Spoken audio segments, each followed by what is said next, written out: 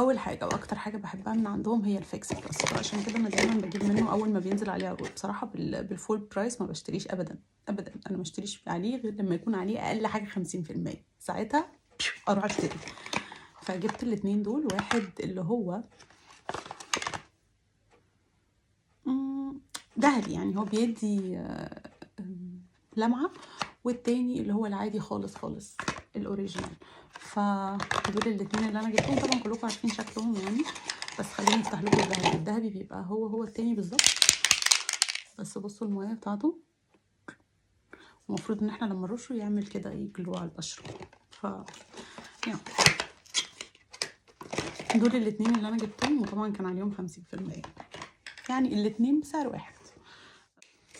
بصوا بقى، اكتر حاجه انا ما بحبش ادفع فيها فلوس وكنت بقالي سنين بستخسر ان انا اجيبها، هي دي البتاعه دي.